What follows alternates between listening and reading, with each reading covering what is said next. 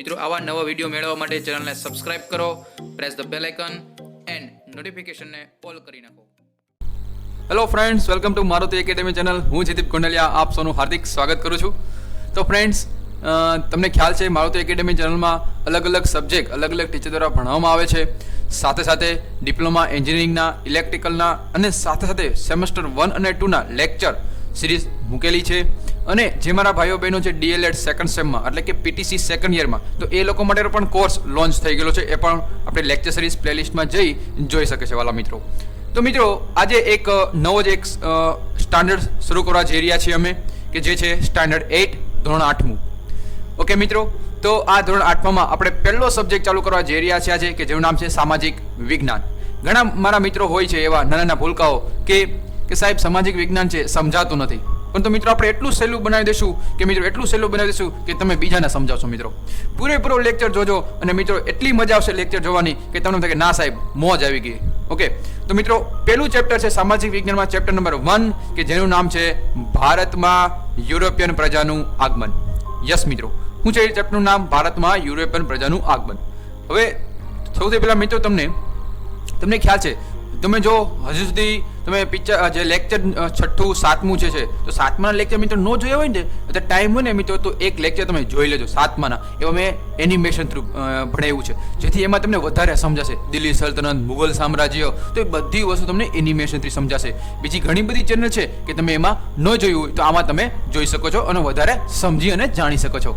Okay મિત્રો, તો મિત્રો મારુતિ એકેડેમી ચેનલને સબસ્ક્રાઇબ ન કરી હોય તો ફર્સ્ટ ઓફ ઓલ સબસ્ક્રાઇબ કરી નાખજો, પ્રેસ ધ બેલ આઇકન. અને મિત્રો હવે સ્ટાર્ટ કરીએ આજનો લેક્ચર.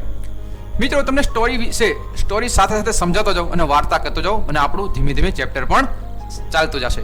તો મિત્રો આપણે ખબર છે કે ધોરણ 6માં તમે ભણી ગયા કે આદિ માનવથી સ્થાયી જીવન તરફ ભણ્યા કે નહીં, કે ભાઈ પછી આપણે ધીમે ધીમે આગળ વધ્યા, મહાજનપદ આવ્યા, પછી ધીમે ધીમે આગળ વધ્યા.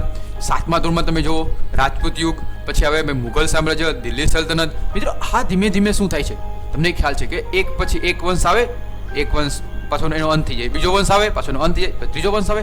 તો મિત્રો આ કન્ટિન્યુ શું હતું, એક વંશ ઉદ્ભવ થાય અને એનો પાછો નાશ થતો હતો.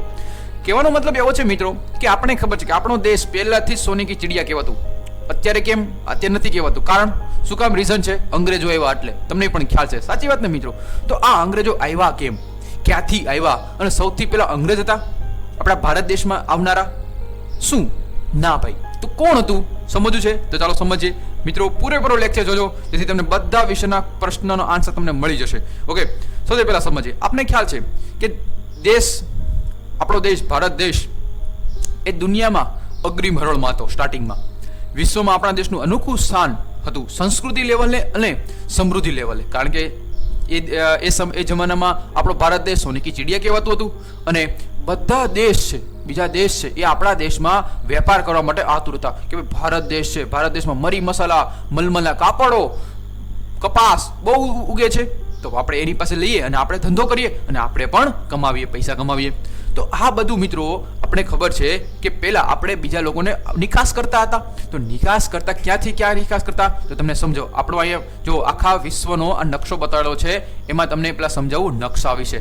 મિત્રો નકશા વિશે તમે સમજજો, બહુ સહેલો નકશો છે. જો સ્ક્રીન ઉપર જુઓ મિત્રો આ જે છે, આ જે વિસ્તાર છે ને, જો આ ઉપરનો વિસ્તાર, આ જે આખો વિસ્તાર છે, ઓકે, આપણો એમાં ઇન્ડિયા આવી ગયું, આખો વિસ્તાર છે એ છે આ આપણે એશિયા કહેવાય. શું કહેવાય? આ એશિયા છે. આ જે આખો વિસ્તાર છે, આખો વિસ્તાર આજે તમે સમજો છો, આ આખો વિસ્તાર છે એને આપણે યુરોપ ખંડ કહીશું. શું કહીશું? યુરોપ ખંડ. યસ મિત્રો, આપણે ખબર છે આખો પૃથ્વી ગોળ છે, એમાં એક બાજુ યુરોપ ખંડ છે, એક બાજુ એશિયા ખંડ છે.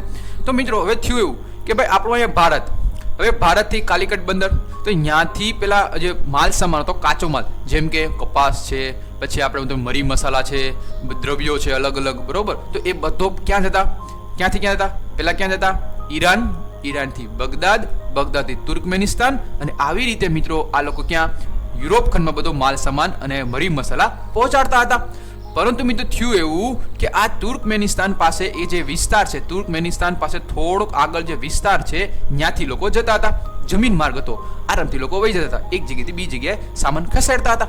પરંતુ થયું એવું મિત્રો કે અહીંયા આ તુર્કમેનિસ્તાનના છે તુર્કો છે એને યુદ્ધ છેડી દીધું અને પરિણામે આ જે વિસ્તાર છે એ વિસ્તાર એને બંધ કરી દીધો અને એ જે વિસ્તાર ઉપર એક કિલ્લો બંધાવી દીધો જેનું નામ છે કોન્સ્ટેન્ટિનોપલ. શું છે?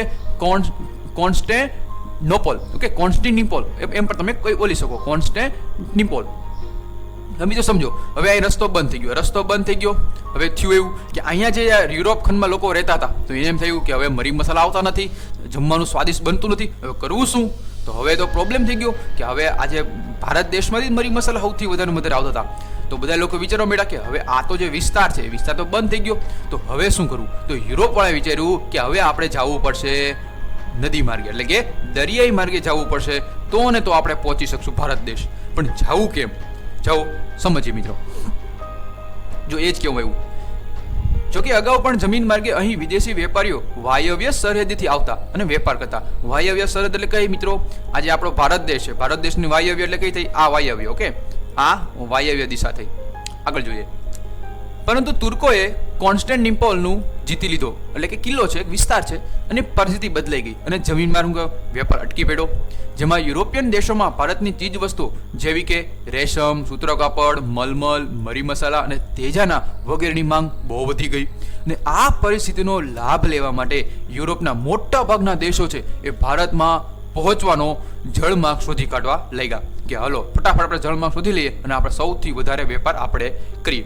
હવે એમાં સૌથી પહેલો છે એ જમીન માર્ગથી જળમાર્ગ શોધના સૌ પ્રથમ જો કોઈ વ્યક્તિ હોય તો એનું નામ છે ક્રિસ્ટોફર કોલંબસ. તો મિત્રો હવે એ કેવી રીતે આવ્યો સમજીએ ક્રિસ્ટોફર કોલંબસ વિશે. સમજો મિત્રો, ક્રિસ્ટોફર કોલંબસ છે એ ભારત આવવાનો જળમાર્ગ શોધવાનું બીડું ઝડપી કે ભાઈ હું ભારત દેશ જઈશ અને હું જ જળમાર્ગ ગોતીશ.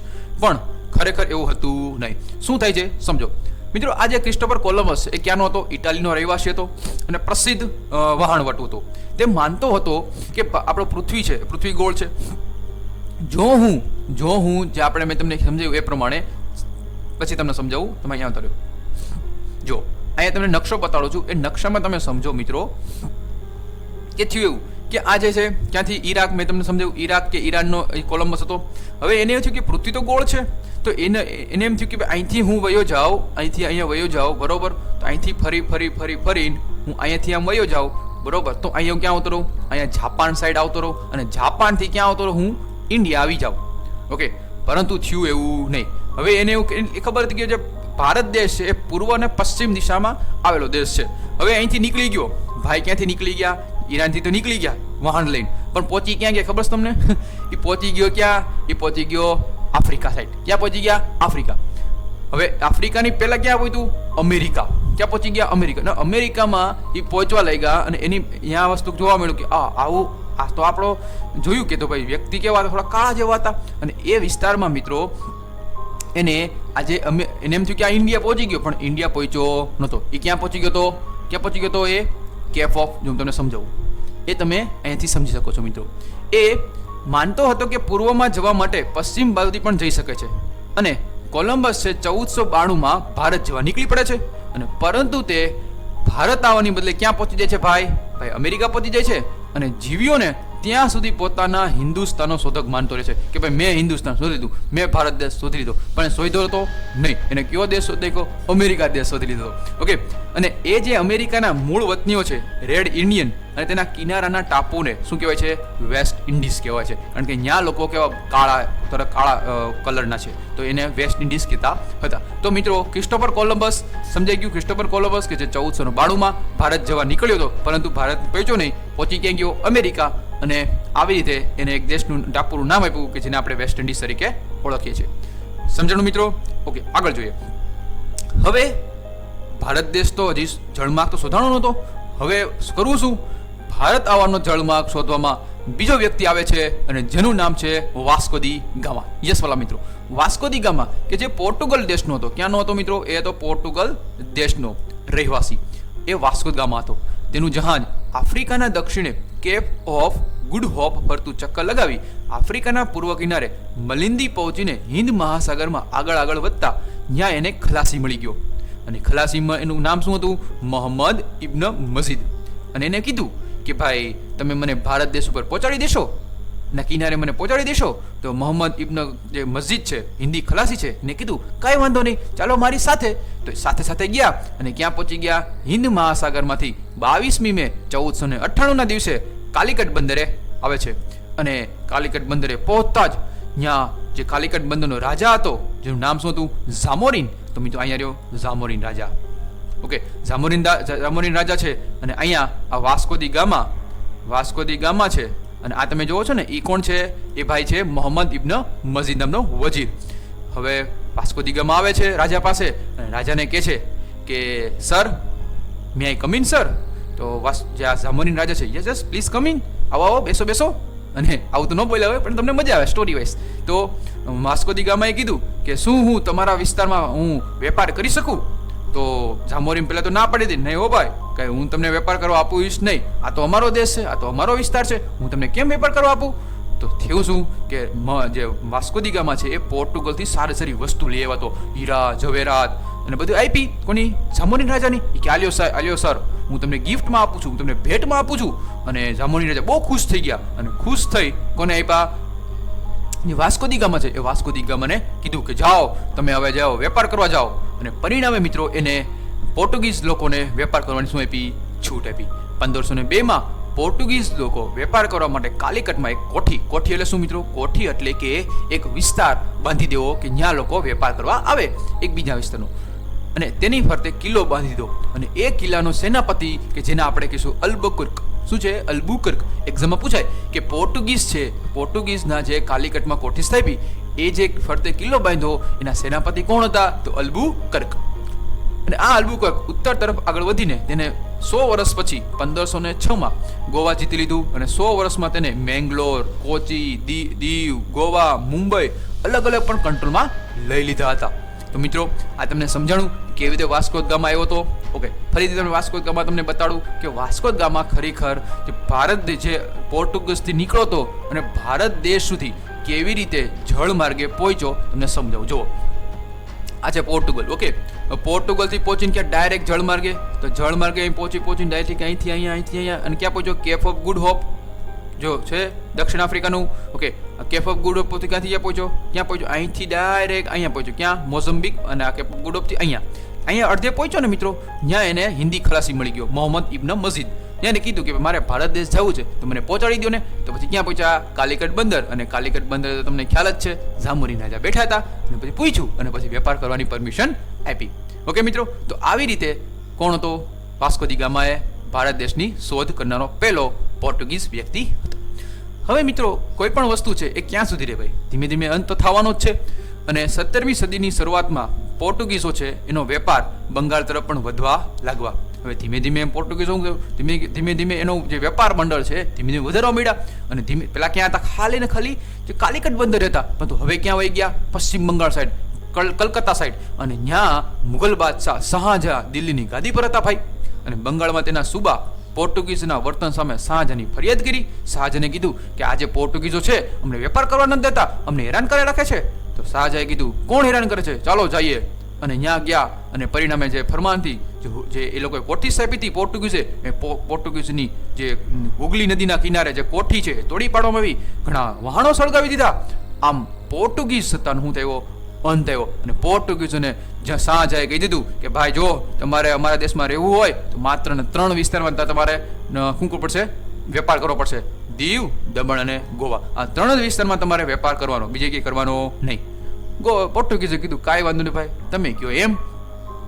પછી મિત્રો પાછા એક ભારત દેશમાં શોધ માટે એક બીજા 100 વર્ષ પછી ડચ લોકો કે જેને આપણે હોલેન્ડના લોકો કહીએ છીએ એ લોકો આવે છે. અને એ લોકો 16મી સદીના અંત ભાગમાં હોલેન્ડ કે આજનું શું છે નેધરલેન્ડ એ લોકો આવી જાય છે. અને સૌ પ્રથમ તે પુલિકટ અને મદ્રાસ હાલનું ચેન્નઈ તેમની કોઠીઓ સ્થાપી. અને ઈસવીસન 1663માં આગ્રામાં પણ તેને કોઠી સ્થાપે છે. પરંતુ ત્યાં સુધીમાં તો અંગ્રેજો આવી ગયા હોય, તમને પણ ખબર છે. ઈસવીસન 1600માં ઈસ્ટ ઇન્ડિયા કંપની સ્થાપે છે અને ડચ લોકોને હરાવે છે અને એને પણ ભગાડી મૂકે છે. અને ભારત પર હવે કોની અંગ્રેજોની નજર આવે છે? ઈસવીસન 1600માં ઇંગ્લેન્ડની રાણી કોણ હતું? એલિઝાબેથ. અને એ સમયમાં બ્રિટિશ ઈસ્ટ ઇન્ડિયા કંપનીની સ્થાપના કરે છે. અને પરિણામે કહે છે કે ચાલો હવે અમે વેપાર કરશું, બીજા કોઈ વેપાર કરવાનું નહીં, અમે કંઈ એમ જ થાય.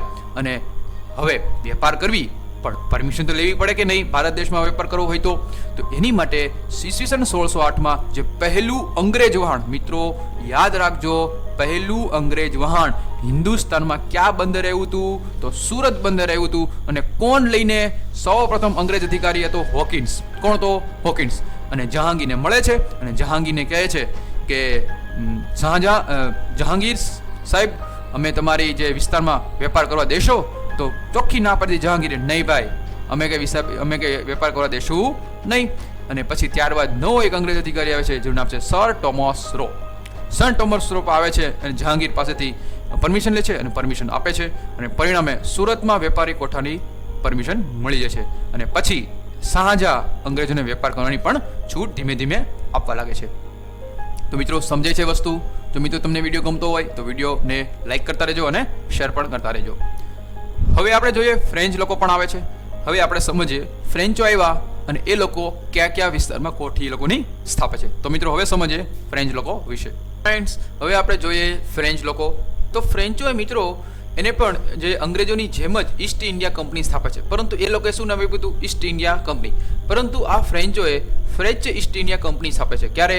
ઈસવીસન 1664માં. અને કયા કયા વિસ્તારમાં એનું વર્ચસ્વ હતું, જે વેપાર કરવાનું મહત્વનું યોગદાન હતું? તો એ હતું સુરત અને પોંડિચેરીમાં કોઠીઓ સ્થાપે છે. અને આ કંપની છે ઈસ્ટ ઇન્ડિયા, પણ કઈ? French East India company. એનો વડો હતો ડુપ્લે, જેને ભારતમાં યુરોપિયન સત્તા વિસ્તાર કરવાની ઈચ્છા થઈ. આમ યુરોપિયન પ્રજામાં અંગ્રેજો અને ફ્રેન્ચો બે બળવાન કંપનીઓ એકબીજાની હરીફાઈ કરવા લાગ્યા. થોડીક વાર ફ્રેન્ચો આગળ, થોડીક વાર અંગ્રેજો આગળ.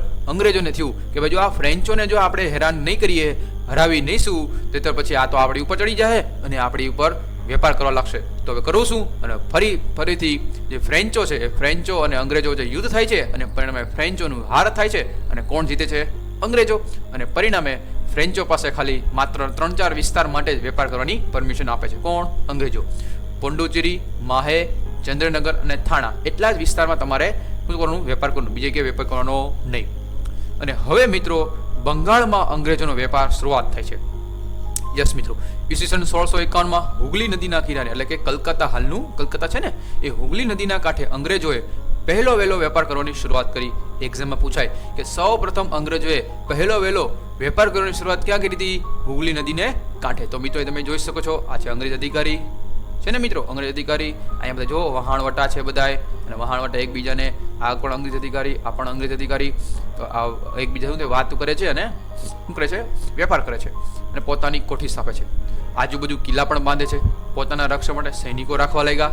અને મુઘલ બાદશાહ ઔરંગઝેબ પાસેથી વાર્ષિક ખંડણીના બદલામાં કરવેરા આપ્યા વગર પરવાનગી મેળવી લીધી. હવે થયું હું, શાહજહાં હતો, જહાંગીર હતો, પરંતુ છેલ્લો રાજા હતો મુઘલ સામ્રાજ્યનો ઔરંગઝેબ. તમને પણ ખ્યાલ છે. અને એ કેવો હતો? ક્રૂર શાસક. મેં તમને ભણાવ્યું દિલ્હી સલ્તનતમાં. તો ઔરંગઝેબે શું કીધું કે તમે વેપાર કરો, મને કાંઈ વાંધો નથી, પરંતુ તમારે મને કર સ્વરૂપે પૈસા આપવા પડશે. શું આપવું? કર સ્વરૂપે તમારે મને પૈસા આપવા પડશે ભાઈ. તો અંગ્રેજો પણ માનવું નહીં કે અમે હું કામ પૈસા આપી, અમે તો આમને પરવાનગી વગર શું કરી નાખ્યું, એને વેપાર કરવા માંડ્યા. અને અંતે શું થાય છે? જો સાંભળો, અંતે એવું થાય છે મિત્રો કે પછી ઔરંગઝેબ છે, ઔરંગઝેબને મનાવતા નથી. અને પછી શું થયું છે? અંદર ડખા અને પછી મુઘલ સામ્રાજ્યનો અંત આવે છે. મિત્રો તમે અહીં જોઈ શકો છો. અને હવે થાય છે એવું કે કંપનીને વધુને વધુ ધન કમાવાની લાગી હતી કે હવે હું વધુ ધન કમાવું. કારણ કે સ્ટાર્ટિંગમાં મેં તમને સમજાવ્યું કે કલકત્તામાં હુગલી નદી કીધે છે. ઓકે, તો હુગલી નદીના કાંઠે જ ખાલી વેપાર કરતા હતા, બંગાળની ખાડી સાઈડ અને ચેન્નઈ સાઈડ, એટલા જ વિસ્તારમાં ખાલી અંગ્રેજો છે એ એટલા જ વિસ્તારમાં કોઠી સ્થાપી હતી અને વેપાર કરતા હતા. પરંતુ 1840 આવતા એને ઉત્તર ભારત ઉપર પણ કબજો જમાવી લીધો અને જે પશ્ચિમ કિનારો છે એને પણ એમાં જમાવી લીધો. પેલા એક વિસ્તારમાં તો 2 વિસ્તાર થઈ ગયા. અને હવે તમે જો 1857નો સમય આવતા મિત્રો એને આખા ભારત દેશ ઉપર ધીમે ધીમે શું સત્તા જમાવવા લાગ્યા. અને તમને એટલે જ માટે કીધું છે કે ધીમે ધીમે શું વેપાર એટલો બધો કરવા મળ્યા કે જે લોકો છે, જે આપણા ભારત દેશના લોકો છે, એ ભારત દેશના લોકોને શોષણ કરવા લાગ્યા. અને પરિણામે ભારત દેશના છે જે બંગાળનો નવાબ છે, એ બંગાળ છે, કલકત્તા બંગાળ સાઈડ એવું, પશ્ચિમ બંગાળ સાઈડ, અને એ બંગાળનો નવાબ હતો મુર્શિદ અલી ખાન. અને મુર્શિદ અલી ખાનને સૌ પ્રથમ એનો વિરોધ કર્યો કે ભાઈ તમે આવું ન કરો, અમને પણ વેપાર કરવા આપો. પણ અંગ્રેજોએ ના પાડી કે અમે અમારું જ કામ કરશું, અને પરિણામે એક યુદ્ધ થાય છે કે જેનું નામ છે પ્લાસીનું યુદ્ધ. શું છે? જે 1757માં પ્લાસીનું યુદ્ધ થાય છે. અને આ પ્લાસીના યુદ્ધમાં કોનો સમાવેશ થાય? તો હવે સમજીએ પ્લાસીના યુદ્ધ વિશે. મિત્રો, મોસ્ટ ટાઈમથી એક્ઝામ પોઈન્ટ ઓફ વ્યૂ તમારી પાસે 3 માર્કનો ક્વેશ્ચન પૂછાય પ્લાસીના યુદ્ધ વિશે સમજાવો. તો 1756માં સિરાજુદ્દૌલા બંગાળનો નવાબ હોય છે, અને સિરાજુદ્દૌલાથી આખી અંગ્રેજ સરકાર બહુ ડરતી હતી કે જો આ અંગ્રેજો સિરાજુદ્દૌલા છે ને એને પસંદ જ નહોતો કે આ એવો શાસક, આ એવો નવાબ હતો કે ઈ કે એમ જ થતું. પરંતુ અંગ્રેજો કીધું જો આને આપણે હરાવી દઈએ તો આપણી સત્તા જમી જાય. અને પરિણામે એક કંપની રાજ્યની બાબતમાં દખલનું બંધ કરે. અંગ્રેજો તેની કોઠીઓની કિલ્લેબંધી કરવાનું બંધ કરે, કાયદેસરનો કર ભરવાનું, શરતોનું પાલન કરવાનું અને વેપાર કરે. સિરાજુદ્દૌલાએ કીધું અંગ્રેજ સરકારને કે તમે બધું શાંતિથી કામ કરો, હું કામ બીજા લોકોને હેરાન કરો છો? આ બાબત માટે બંને પક્ષ સહમત થયા નહીં, અને તેથી જ નવાબે 30,000 સૈનિકો લઈ અને અંગ્રેજ કોઠી પર હુમલો કરે છે. ઘણા વહાણો સળગાવી દીધા, અને પરિણામે નવાબની જે ફોજ છે એ અંગ્રેજોને બંદીવાન બનાવી દીધી અને વહાણો ઘેરી લીધા. અને અંગ્રેજ સેના અધિકારી કોણ હતો? રોબર્ટ ક્લાઇવની આગેવાનીમાં વળતો હુમલો કર્યો. કોણ? પહેલા તો અંગ્રેજો હારી ગયા, પરંતુ પછી રોબર્ટ ક્લાઇવની આગેવાની થાય છે, અને રોબર્ટ ક્લાઇવે છે એ સિરાજુદ્દૌલાનો મહત્વનો ડાબો હાથ કે જેનું નામ છે સેનાપતિ હતો મીર જાફર. એ મીર જાફરને કીધું રોબર્ટ ક્લાઇવે કે હું તને એટલા પૈસા આપી, એટલી સોનામોહર આપી, હું તને બંગાળનો નવાબ બનાવી દઈશ. જો તું સિરાજુદ્દૌલાને મારી નાખ તો હું તને બંગાળનો નવાબ બનાવી દઈશ. મીર જાફરે કાંઈ વાંધો નહીં, હું સિરાજુદ્દૌલાને મારી નાખીશ. અને પરિણામે પ્લાસીના યુદ્ધમાં રોબર્ટ ક્લાઇવના કહેવાથી સિરાજુદ્દૌલાને મરાવી નાખે છે અને ખૂન કરી નાખે છે. અને પરિણામે ભારતમાં કંપનીની આ પહેલી લડાઈ હતી, અને એટલા જ ઇતિહાસની સૌપ્રથમ પહેલી લડાઈ કે જેનું નામ છે પ્લાસીનું યુદ્ધ 1757. કોની વચ્ચે યુદ્ધ થાય છે? સિરાજુદ્દૌલા અને રોબર્ટ ક્લાઇવની વચ્ચે. હવે મિત્રો, થોડીક અગત્યની જાણકારી તમને કહી દઉં કે પ્લાસી છે એ પ્લાસી નામ કેમ પડ્યું? પ્લાસીનું ખરેખર મૂળ નામ છે તો પલાસી, અને જેનું ગુજરાતીમાં આપણે કહીએ ખાખરાના વૃક્ષો. ખાખરાના ફૂલ કેવો હોય? લાલ રંગના હોય છે, અને તેનો ગુલાલ અને હોળીમાં પણ રંગમાં ઉપયોગ કરી શકાય. એટલું આપણે કહેવું, બીજું કંઈ વધારે કહેવાની જરૂર હતી નહીં. હવે સમજીએ બક્સરની લડાઈ. હવે આ શું? પ્લાસીનું યુદ્ધ તો સમજ્યા 1757, હવે બક્સરની લડાઈ શું કામ થઈ સમજો. હવે મિત્રો, તમને ખ્યાલ આવી ગયો કે ભાઈ હવે કોણ આવ્યો? મીર જાફર બંગાળનો નવાબ બની જાય છે, અને હવે બંગાળનો નવાબ મીર જાફરને બનાવી દીધો. કોને? અંગ્રેજોએ. પરંતુ કંપની જે એવો માણસ જોઈતો હતો કે તેના ઈશારે કામ કરે. બંગાળનો નવાબ છે ને ભાઈ, એ કેમ થવું જોઈએ? પરંતુ અંગ્રેજો છે એને ના પડી હતી કે ભાઈ અમે કે એમ તમારે કરવાનું. અને મીર જાફરને છે, મીર કાસિમને એવું પોસાણવું નહીં કે આ તો મારો ઈગો હટ કરી નાખ્યો, મને હેરાન કરે છે આ લોકો તો.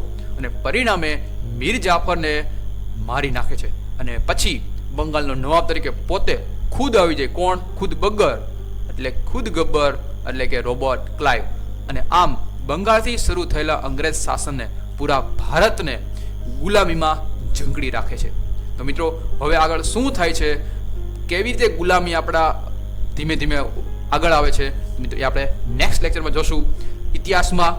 મિત્રો, તમને આ વિડીયો ગમ્યો હોય તો વધુ લોકોને શેર કરજો, તમારા ભાઈઓ બંધુને. અને મિત્રો, જો આ સામાજિક વિજ્ઞાનનો ચેપ્ટર નંબર 8 છે, ચેપ્ટર નંબર 1, અને એમાં ધોરણ 8મું. મિત્રો, તમારે ધોરણ 8માં અલગ અલગ લેક્ચર જોતા હોય તો વધુ લોકોને શેર કરજો, અને અમને કમેન્ટ બોક્સમાં કહેજો કે તમારે હવે કયું ચેપ્ટર જોઈ છે, અથવા તમે એમ પણ કહી શકો કે તમારે કયો સબ્જેક્ટ જોઈએ છે, જેમ કે મેથ્સ, સાયન્સ. તો એ પ્રમાણે અમે તમને લેક્ચર પ્રોવાઈડ કરશું. અમે શરૂ કરવાના જ છીએ ટૂંક જ સમયમાં, પરંતુ અમે તમારો અભિપ્રાય માગીએ છીએ. જેવું તમે કહેશો એવું અમે કરવા તત્પર છીએ. તો મિત્રો, વધુ લોકોને શેર કરજો, મારુતિ એકેડમી ચેનલને સબસ્ક્રાઇબ કરો, અને વિડીયોને ગમ્યો હોય તો વિડીયોને લાઈક કરો. Bye, take care, see you soon.